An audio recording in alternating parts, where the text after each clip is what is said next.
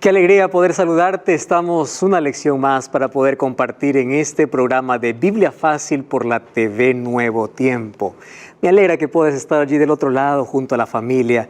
Me alegra que puedas dejar aquí también tus preguntas, tus reacciones. Hay tanta gente que nos escribe de diferentes lugares del mundo diciendo cómo están aprendiendo, visitando también una iglesia para seguir aprendiendo sobre esta grande verdad que es sobre el santuario.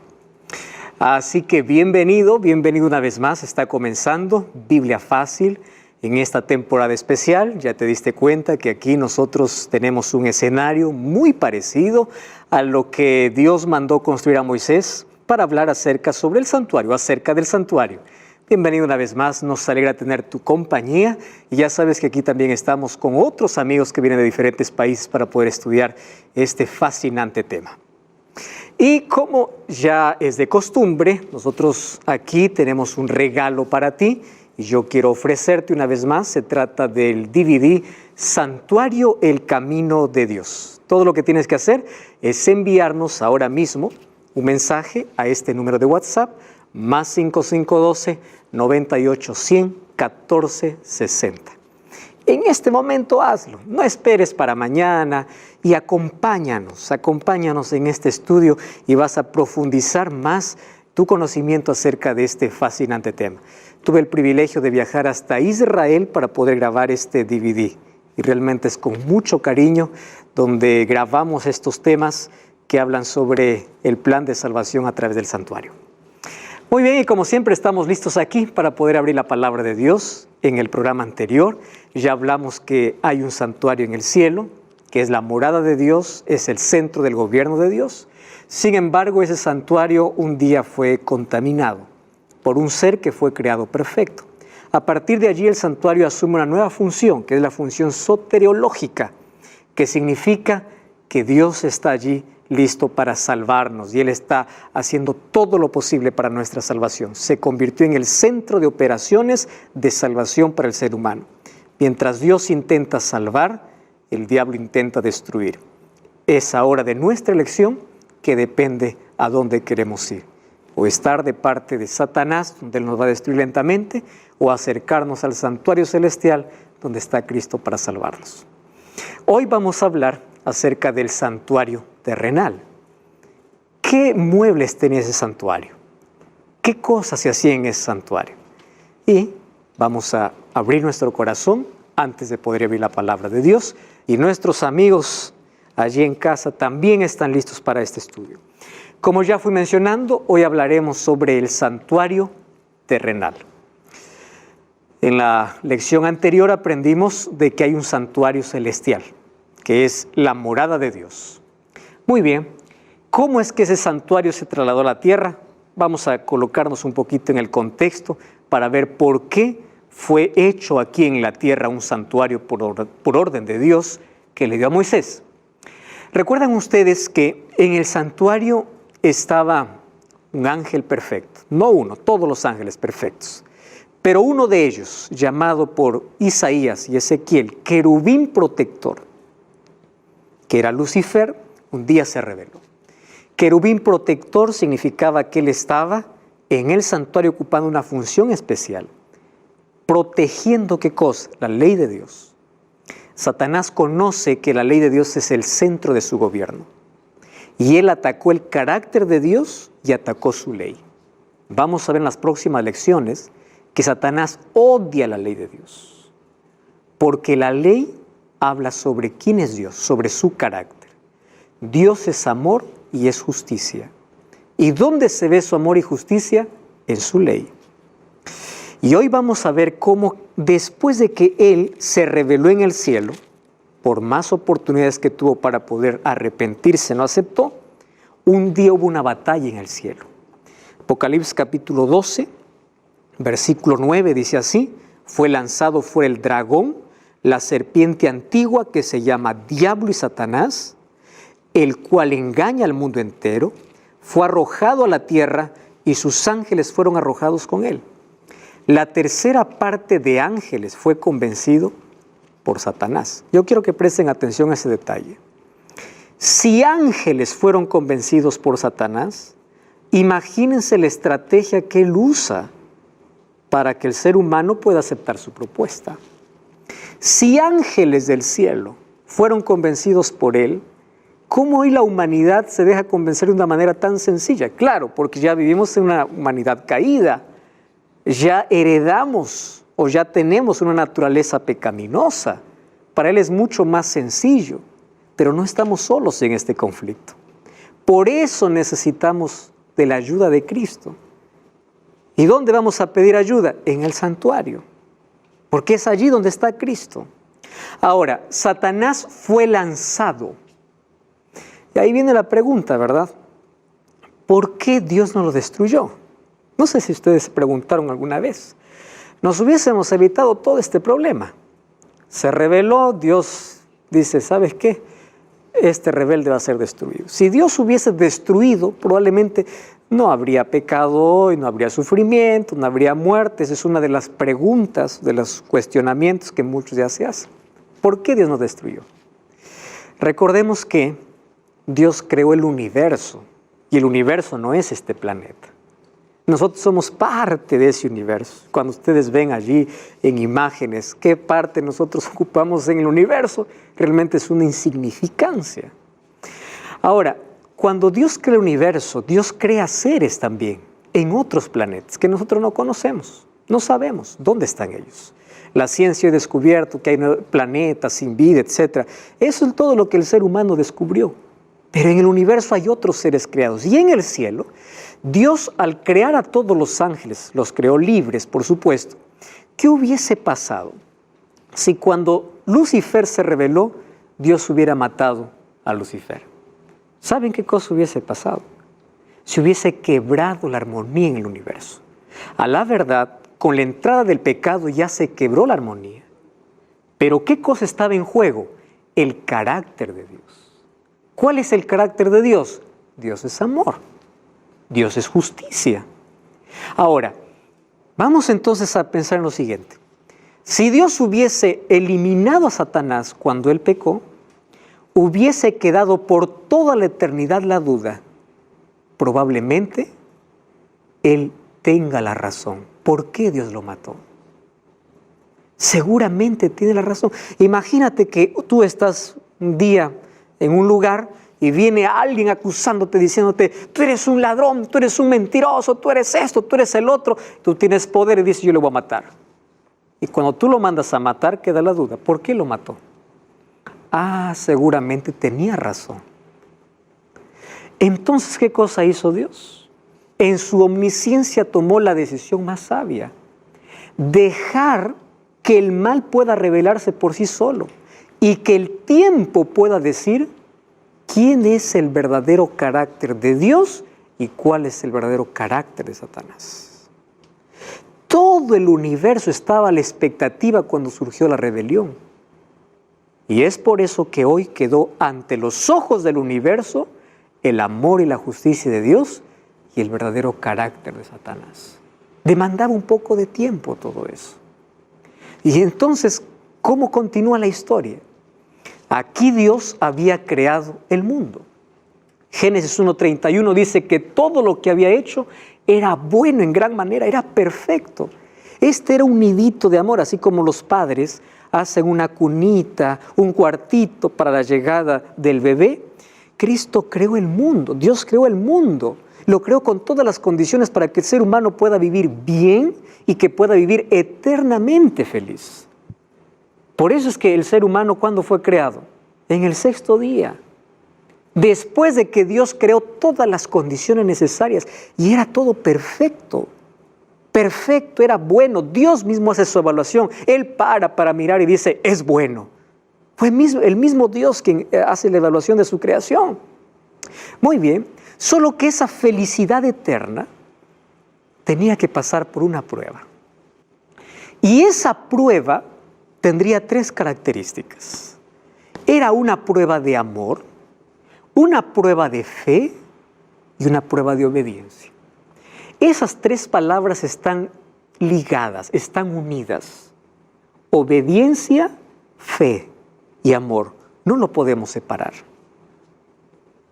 Cuando hay amor hay obediencia. Cuando hay obediencia hay fe. Entonces, imagínense ustedes, el cielo ya quedó con un espacio por la tercera parte de ángeles que siguieron a Satanás. Y Dios tenía que hacer una pequeña prueba, y si ellos pasaban la pequeña prueba, Adán y Eva, ellos iban a ser integrados a la familia celestial. ¿Y por qué yo llamo de pequeña prueba? Vamos a Génesis capítulo 3, primer libro de la Biblia.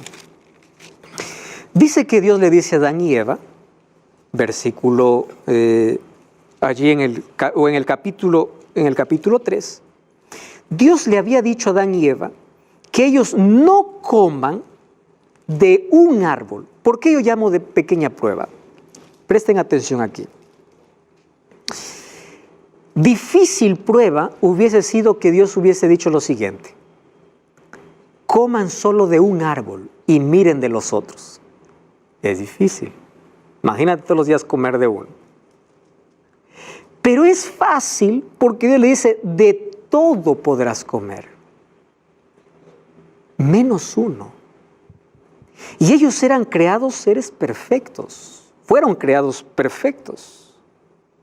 Ahora, fíjense una cosa, vamos al capítulo 2, versículo 16.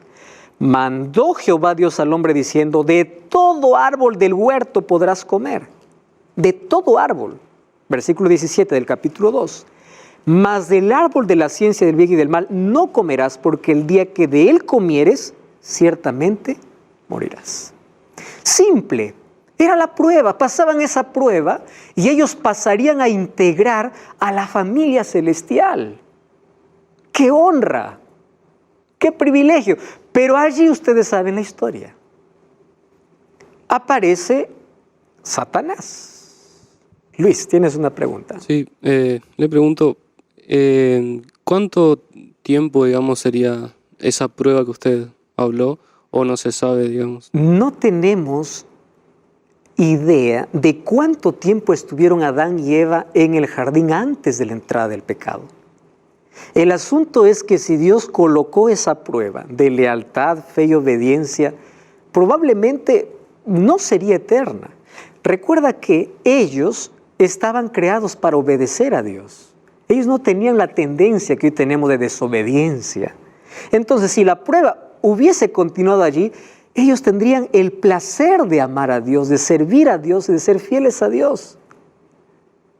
No tenían la naturaleza pecaminosa que hoy tenemos de ser tentados y nuestra inclinación siempre es hacer el mal. Esa prueba era pequeña, no sabemos por cuánto tiempo sería. El asunto es que allí en ese periodo de prueba vino Satanás. Y me llama la atención un detalle. Vamos al Nuevo Testamento. Segunda de Corintios 11:3. Miren lo que dice el apóstol Pablo. Segunda de Corintios capítulo 11, versículo 3. Dice así: pero temo que como la serpiente con su astucia engañó a Eva. ¿Qué cosa usó el diablo? Astucia. Él es muy astuto y sutil. ¿Cómo lo hizo? Dice el versículo 3. Vuestros sentidos sean de alguna manera extraviados de la sincera fidelidad a Cristo. Voy a hablar un poquito de la astucia. Ustedes saben que el diablo no ha cambiado de plan, pero el ser humano siempre cae en el mismo. Su plan tiene más de 4.000 años, porque más o menos hay más de 4.000 años desde la creación hasta acá. El mismo plan. ¿Qué cosa usa? Él es estratega. Él no hace las cosas por hacer, él tiene un plan. Y él es astuto. ¿Cómo usa su astucia? Número 1, nunca da la cara. Siempre se disfraza. ¿Quiere arruinar la vida de alguien? Él nunca da la cara, se disfraza. Arruina la vida de una señorita tras un chico lindo. Arruina la vida de un ser humano que está buscando un poco de placer tras una botella de licor, que probablemente después viene a ser sabroso y nunca da la cara, nunca da las consecuencias, la enfermedad, el problema. No, siempre se presenta en una caja bonita, siempre se presenta en algo bonito. Y usó la serpiente porque la serpiente no es como la que hoy conocemos, era el animal más lindo que había en la creación. La serpiente volaba, no se arrastraba. Recuerden que él se arrastra después de la maldición. que Dios le da. Le dice, te arrastrarás y polvo comerás. Eso después de la maldición. Pero antes no se arrastraba. Era el animal más precioso. Número 2. Él siempre tergiversa la verdad. Ojo con la astucia. Vamos al capítulo 3, nuevamente de Génesis.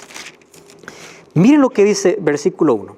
Dijo a la mujer, con que Dios ha dicho de todo árbol del huerto no podréis comer.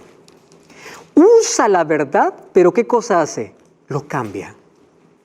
Ustedes no se sorprendan cuando haya pastores que usan la Biblia para cambiar, líderes que usan la Biblia cambiándola, instrumentos de Satanás que usan la palabra cambiándola. ¿Dios había dicho que no coman de todo árbol? No, pero Él usa parte de lo que Dios dijo para sembrar duda. Cuando el diablo coloca duda, es peligroso. Ahora, no es peligroso dudar, es peligroso abrigar la duda. Tú puedes cuestionarte, tú puedes dudar, pero cuando el diablo consigue colocarte duda en la mente, anda y confía en las promesas de Dios. Eso es fe. La fe desplaza la duda. La duda es un arma letal del diablo. Con que Dios os ha dicho, está usando parte de la palabra de Dios. Y otra cosa, ¿qué cosa usa? Los sentidos. El diablo usa los sentidos. Miren, ve. Primero, ¿qué cosa usó? El oído, porque la serpiente hablaba. ¿Qué más usó Satanás? La vista, porque Eva, ¿qué cosa? Vio el fruto. ¿Qué usó? El paladar, porque Eva comió. ¿Qué cosa usó? El tacto, porque Eva tuvo que recibir. ¿Qué cosa usa? Sentidos. ¿Por qué el mundo está hundido en vicios? Sentidos. No puedo dejar el licor. ¿Por qué? Gusto.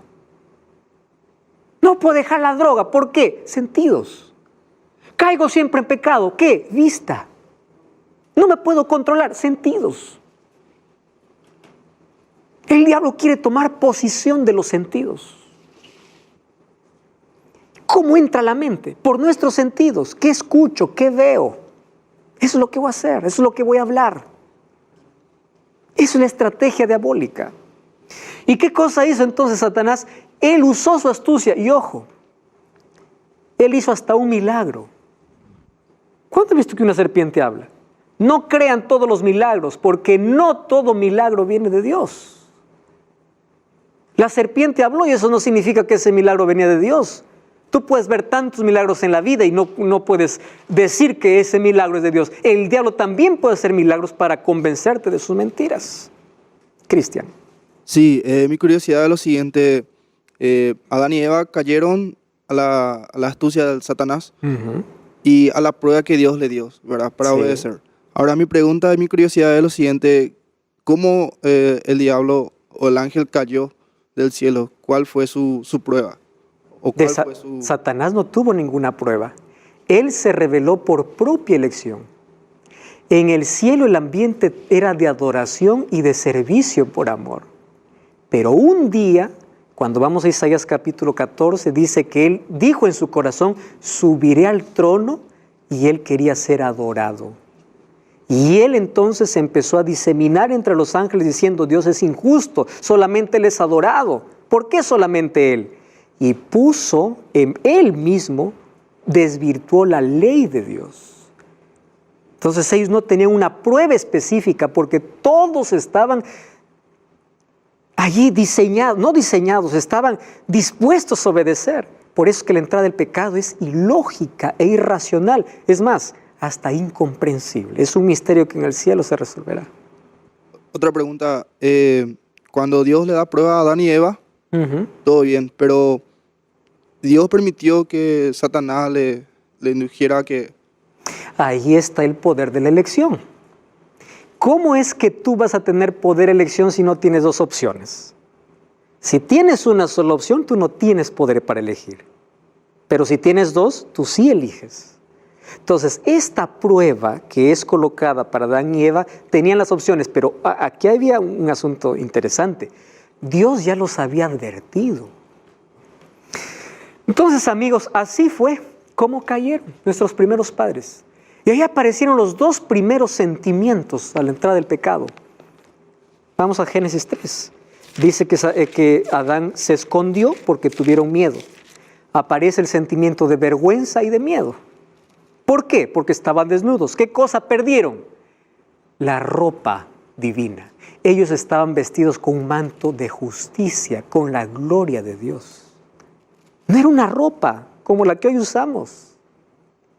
Cuando ellos se dan cuenta que están desnudos, empiezan a hacer sus hojas de higuera, aparece Dios en el huerto diciendo, ¿dónde estás? No era porque Dios no sabía. El plan de salvación comienza con una pregunta. ¿Dónde estás? No porque Dios no sabe dónde estás, sino para que tú puedas ver que el lugar donde estás no es tu lugar. No es que Dios no sabe. Tú no sabes dónde estás. Dios no se perdió, es el ser humano que se perdió. Y ahí viene Dios diciendo, ¿dónde estás? Y cuando viene dice, Señor, tuve miedo. Y el ser humano hoy sigue corriendo, huyendo de Dios porque tiene miedo, tiene vergüenza. Dios no me acepta, pequé mucho, vergüenza, tiene miedo. ¿Por qué? Continuamos con la misma historia. Y cuando Dios les llama, miren lo que dice el versículo 21 del capítulo 3. Jehová Dios hizo al hombre y a su mujer túnicas de pieles y los vistió. Para que Dios pueda vestirles con túnicas, significó que hubo muerte. ¿De quién? De un animal. ¿De dónde salió esas pieles? De un animal que fue muerto. ¿Recuerdan ustedes que yo les dije que el santuario nos enseñaba que salvación es sustitución? El día que Adán y Eva pecaron, sí hubo muerte, pero muerte sustitutoria. Porque en lugar de que Adán y Eva mueran, murió un cordero inocente. Y ese cordero representaba ¿a quién? A Cristo. Por eso es que hoy Cristo nos ofrece su ropa, su manto de justicia para cubrir nuestra vergüenza. Es curioso, Génesis 3, el hombre está desnudo. Apocalipsis 3, el hombre sigue desnudo y Dios le dice, yo te aconsejo que de mí tengas vestiduras. Sigue desnudo. Porque eso es lo que hace el pecado. Entonces, amigos, allí ocurrió la muerte de un animal. La solución para el problema del pecado fue la sustitución. Tú y yo merecemos morir, pero allí se colocó Dios y dijo, yo voy a morir. Yo voy a tomar tu lugar. Imagínate el dolor de Adán y Eva al ver un animal inocente muriendo en su lugar. Sustitución.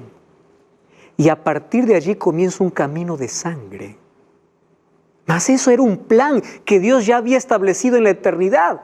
Luego Dios les llama para hacer un juicio. Y allí aparece en Génesis capítulo 3, versículo 15, el primer juicio. Miren lo que dice 3:15. Pondré enemistad entre ti y la mujer, entre tu simiente y la simiente suya. Este te dirá en la cabeza y tú le herirás en el calcañar. Estaba Dios, Adán, Eva y la serpiente. Y Dios hace un juicio y le dice así, a la serpiente le dice, mira ve, un día tú vas a ser pisoteada en la cabeza. ¿Por qué? Porque de esta mujer nacerá una simiente, es una descendencia. Nacerá un descendiente de esta mujer. Tú, serpiente, le herirás en el calcañar, es decir, en el talón. ¿Cuándo la serpiente hirió en el talón a la simiente de la mujer? En la cruz. ¿Y cuándo Dios le pisará por completo la cabeza? Cuando vuelva. Y después del milenio, cuando sea destruido para siempre. El diablo entonces es un enemigo vencido que en breve será destruido. Esa profecía se llama el primer evangelio, es decir, las primeras buenas nuevas. Es por eso que todas las mujeres en Israel querían tener un hijo varón. ¿Por qué creen? Porque todas querían ser la madre del Mesías. Si ustedes van para Génesis capítulo 4, dice, conoció el versículo 1, conoció Adán a su mujer Eva, la cual concibió, dio a luz a Caín y dijo, por voluntad del Señor he adquirido un varón. Cuando vamos al idioma hebreo, que es el idioma original, dice que Eva dijo, por voluntad de Dios he tenido al Señor. Ella pensó que su primer hijo, ¿quién era? El Salvador. Entonces Adán y Eva, al ver la muerte de ese animal inocente, Dios les explicó que esa era la única manera y que ya había un plan para poder rescatarlos. Y el plan era que de la descendencia de la mujer vendría uno. Por eso es que Satanás siempre quiso destruir la descendencia. Quiso desviar al pueblo de Dios. Cuando Jesús nació quiso matarlo por medio de Herodes. Quiso perseguirlo, quiso hacerlo caer, etcétera, etcétera. Mas él nunca lo consiguió. Él siempre estuvo derrotado. No cambies el canal. Vamos a una breve pausa y ya regresamos.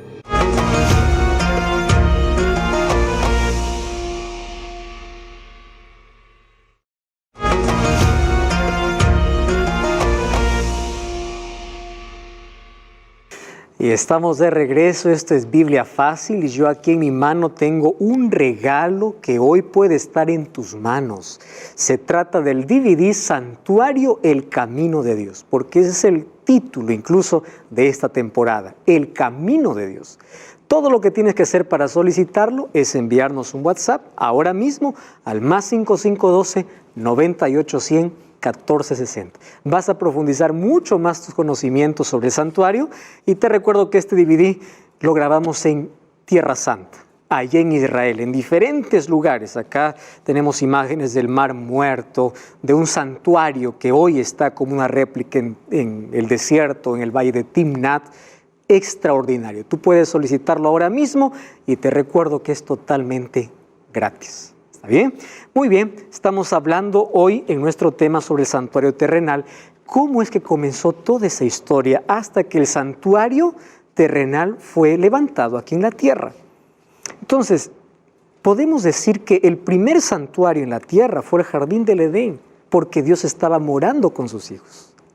Pero el pecado abrió una brecha, un abismo, y solamente abrió un puente para unir al Dios y el hombre, o al hombre a Dios, a través de un camino, y ese camino tendría la forma de una cruz. Era a través de la muerte sustitutoria de Cristo. Por eso es que el libro de 1 Pedro 1:18 dice, sabiendo que fuisteis rescatados, no con cosas corruptibles como oro o plata, sino con la sangre preciosa de Cristo, como de un cordero sin mancha y sin contaminación, destinado desde cuando dice, antes de la fundación del mundo. El pecado no tomó a Dios por sorpresa. Ya había un plan por si el hombre eligiese darle espalda a Dios. Y era tomar su lugar. Por esa sangre somos rescatados. Un cordero murió para cubrir la desnudez de Adán y Eva. Y ese cordero representaba ¿a quién? A Cristo. Quiero que imaginen la siguiente escena. Después que pecaron, ellos tuvieron que salir del huerto y 2 ángeles cuidaron para que ellos no volvieran a entrar. ¿Por qué Dios no permitía que ellos estuvieran en el huerto del Edén después del pecado?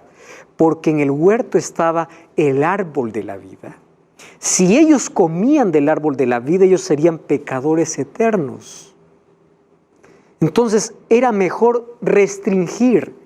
Y vamos a ver en Apocalipsis que lo que un día perdimos en el Edén, en el cielo nuevamente estará el árbol de la vida. Eso veremos en las próximas lecciones. Todos los días Adán se acercaba con su familia. A partir de allí, a hacer sacrificios hasta la puerta del jardín, donde no podía más entrar. Yo imagino explicando a sus hijos, diciendo, un día estuvimos adentro, hoy estamos afuera, pero un día Dios nos dará el derecho nuevamente de entrar. Pero para entender eso, ¿qué cosa tenían que hacer? Sacrificar un animal. Ustedes saben que en la Biblia encontramos a Abraham haciendo sacrificios, Noé haciendo sacrificios, todos los patriarcas haciendo sacrificios. ¿Cómo lo entendieron? Porque en Génesis 3 se comprendió el plan de salvación. Hasta que ese camino de sangre o esos sacrificios que apuntaban a la llegada del Mesías, un día se convirtió en un santuario. Después que Dios ya libertó a su pueblo de la esclavitud de Egipto, Dios le dice a Moisés, ya leímos ese texto, ¿verdad? Éxodo 25:8, vamos a volver allá, dice, me harán un santuario. Y ya vimos en el primer programa que no será como tú quieres, será como el modelo que yo te dé, porque existe un santuario real que está en el cielo. Dios dio las instrucciones, los detalles, la forma, los materiales, incluso la madera. No sería de cualquier madera. Miren, Dios es un Dios detallista. Dios le dijo cómo tendría que hacerse. Es más, para que fabriquen ese santuario, lo hicieron 2 hombres llenos del Espíritu Santo, Aholiab y Bezaleel. Dice que ellos recibieron un espíritu de sabiduría para fabricar el santuario. Ahora, este santuario, los muebles y todo lo que habría era costoso. Demandaba de mucho oro, de bronce, de otros materiales preciosos. ¿Y cómo iría a ser levantado ese santuario? Entonces allí nosotros encontramos que Dios da una orden. Vamos a Éxodo capítulo 25. Miren, vamos a leer versículo 2. Di a los hijos de Israel que tomen para sí ofrenda de todo varón que le diere de su voluntad de corazón. ¿Qué cosa van a dar? Ofrenda. Si ustedes leen todo el capítulo, es más, el capítulo 35 es interesante. Se va a repetir muchas veces la palabra corazón. Miren el versículo 5 del capítulo 35. Tomad ofrenda para Jehová, generoso de corazón le traerá Jehová oro, plata, bronce. Lean allí versículo 10. Todo sabio de corazón. Es decir, la ofrenda es una actitud de adoración, de sumisión y ¿de qué? Del corazón. ¿Y saben qué cosa sucede cuando se da con el corazón? Sobra. Dice que trajeron tanto que el mismo Moisés tuvo que decir, no traigan más ofrenda. Miren lo que dice allí el versículo, vamos al versículo 6 del capítulo 36. Moisés mandó a pregonar por el campamento diciendo, ningún hombre ni mujer haga más ofrenda al santuario. Y así se le impidió al pueblo ofrecer más porque tenían material abundante para hacer la obra y sobraba. ¿Cuándo acontece eso? Cuando hay disposición de corazón. ¿Y cómo era ese santuario? Ese santuario tenía 2 compartimentos. Vamos a estudiarlo de una manera breve, ahí están los textos, vamos a repasar allí. Vamos a anotar los textos, luego vamos a leer con más detenimiento en casa. Por el tiempo probablemente vamos a solamente mencionar los textos. Miren, ve, tenía 2 compartimentos. Aquí este escenario es más o menos la idea de lo que era el santuario. El santuario tenía un patio. Nosotros estaríamos en el patio, que era el lugar donde ingresaba cualquier persona y estaba todos los días el sacerdote. En ese patio habían algunos muebles. ¿Qué muebles había? Aquí tenemos un lavatorio, una fuente con agua, ¿correcto? Con agua. Al otro lado, ¿qué cosa tenemos? Tenemos un altar, era el altar de sacrificio. Y luego tenía 2 compartimientos, 2 lugares, uno llamado lugar santo y al otro lado estaba el lugar santísimo, que estaba dividido por cortinas. Miren, lo que dividía el atrio del lugar santo, ¿qué era? Una cortina. Lo que dividía el lugar santo, el lugar santísimo, ¿qué cosa era? Otra cortina. ¿Correcto? Estaban divididos por cortinas. En el atrio, ¿qué cosa había en el atrio? Habían cortinas de lino. Las cortinas eran de lino, sostenidas por columnas de bronce. Todo el patio más o menos medía unos 50 metros por 25 de ancho. 50 metros de largo por 25 de ancho. Dentro de ese campo, de ese lugar, habían estos 2 muebles que ya mencioné. Entonces habían postes, lo que aquí vemos también en esta réplica, en este escenario, ¿no? Postes, y todo era de lino, estaba cercado el santuario. Eso era el patio. ¿Y qué muebles había en el patio? En el patio, el mueble principal era el altar. Este altar. Este altar tenía 4 cuernos. Yo voy a sacar aquí uno de ellos. Cuerno en la Biblia significa poder. En Apocalipsis vamos a hablar mucho de 7 cuernos cuando se habla de la omnipotencia de Dios. Estos cuernos estaban alrededor en las 4 esquinas del altar. Este altar era ¿de qué? De bronce. ¿Qué se hacía en este altar? Todos los días sacrificios. 2 sacrificios por día, a las 9 de la mañana y a las 3 de la tarde.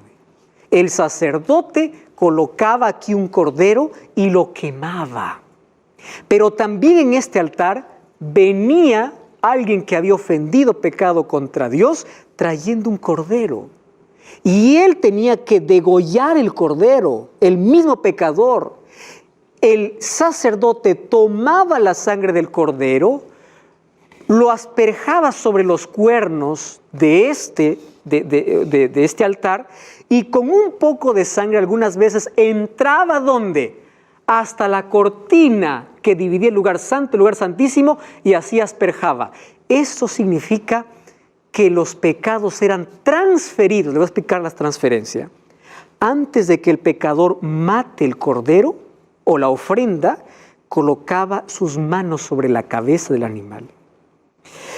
Los pecados eran transferidos a ese animal inocente y ese animal inocente cargaba mi pecado, por eso es que moría. Y esa sangre entraba contaminada. ¿A dónde? Adentro.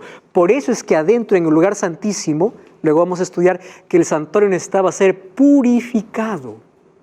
¿Por qué necesitaba ser purificado? Porque a través de la sangre los pecados ingresaban hasta el santuario, hasta adentro. Entonces, aquí se ofrecían sacrificios durante todos los días. El altar era de unos 2,5 metros de largo, con 1,5 de ancho y de alto. Aquí se ofrecían sacrificios diarios y por los pecados del pueblo. Tenemos un recipiente de agua. Éxodo 30:18 nos dice que este recipiente, ¿para qué servía? El sacerdote, antes de oficiar cualquier cosa en el santuario, venía aquí, se lavaba las manos y los pies. Luego en el próximo programa vamos a ver qué significa cada uno de esos muebles, que hoy solamente vamos a mencionarlos. Esto representaba de que nadie se presenta delante de Dios sucio. Eso era símbolo de limpieza y purificación. Cuando nosotros entramos al lugar santo, en el lugar santo habían 3 muebles. Recuerden esto, en el atrio, ¿cuántos muebles habían? 2. La fuente de agua y el altar del holocausto. En el lugar santo habían 3 muebles. ¿Cuáles eran? Pan de proposición, un candelabro para dar luz y un altar de incienso. Otro altar que era más pequeño que esto. Ahora les explico cómo era. En esa mesa de panes, se llamaba de proposición porque significaba que estaba en la presencia. De presencia viene proposición, presencia de Dios. Allí eran colocados 12 panes. ¿Por qué 12? Porque representaba cada tribu que Dios proveía de alimento. Mas ese pan también representaba a Cristo, lo vamos a ver después. Cada semana esos panes eran cambiados. Los únicos que podían comer esos panes eran los sacerdotes. Porque eso todo era símbolo. Nada más que símbolo. Luego nosotros encontramos, aquí tenemos la división del lugar santo y lugar santísimo. Está el primer mueble, que son los panes, 12 panes, que eran asperjados también con incienso. Y al frente, ¿qué cosa había? Un candelabro. Tenía la forma de un almendro, tenía 7 brazos. ¿Por qué era necesario un candelabro? Porque el santuario no tenía ventanas. Era la única luz que tenía. Por eso es que tenía que arder día y noche con el aceite más fino, que era el aceite de oliva, que luego vamos a ver que representa el Espíritu Santo y también la presencia de Cristo. Entonces tenía 7 lámparas, era la fuente de luz, alimentado todos los días por aceite de oliva puro. De ahí encontramos un altar que era más pequeño que el altar del holocausto. ¿Qué había en ese altar? Ese altar estaba justo entre el lugar santo y el lugar santísimo. En ese altar se quemaba incienso. ¿Y por qué se quemaba incienso? ¿Ustedes alguna vez han estado en un lugar donde hubo sangre? La sangre tiene un olor. Imagínense si todos los días ingresaba sangre hasta el santuario, el olor que habría allá. Entonces, para poder diseminar ese olor, era necesario, ¿qué cosa? Incienso. Y ese incienso o ese altar medía 1 metro de alto, 50 centímetros de largo y de ancho. Era parecido con el altar de sacrificio porque tenía 4 cuernos. Y allí se quemaba incienso todas las mañanas y toda la tarde. Con esa fragancia se despedía el mal olor que entraba por medio de la sangre. ¿Qué más tenemos allí? Luego tenemos el lugar santísimo. En el lugar santísimo entraba una sola vez el sumo sacerdote, que era la máxima autoridad del pueblo de Dios, aquí en la tierra. Una sola vez, ¿para qué? Para purificar el santuario. Una vez al año, presten atención. En el atrio, ¿quiénes estaban? El pueblo, la gente que venía a ofrecer sus sacrificios y el sacerdote. El sacerdote tenía acceso todos los días, ¿hasta dónde? Hasta el lugar santo. Pero al lugar santísimo, una sola vez el sumo sacerdote. Una sola vez al año. Ahora, había un solo mueble ahí en el lugar santísimo. ¿Qué cosa era? El arca del pacto. Ese arca del pacto estaba cubierta por una tapa. Presten atención a esto que vamos a repetirlo después. Esa tapa se llamaba propiciatorio. Ese nombre es especial porque luego vamos a ver que Pablo habla de eso. Propiciatorio. ¿Qué había abajo de esa tapa? De paso que todo era de oro. Abajo de esa tapa estaba la ley de Dios, la que Dios escribió con su propio dedo, según Éxodo 31:18, y dio a Moisés. La vara de Aarón que floreció y un poco de maná. La ley de Dios, ¿dónde estaba? En el lugar santísimo. Ahí estaba. Entonces, del cielo descendía la gloria de Dios y se colocaba en la tapa.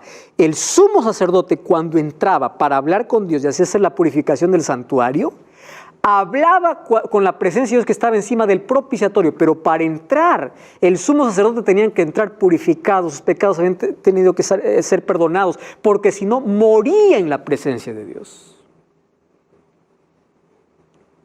Esa gloria que descendía se llamaba Shekinah.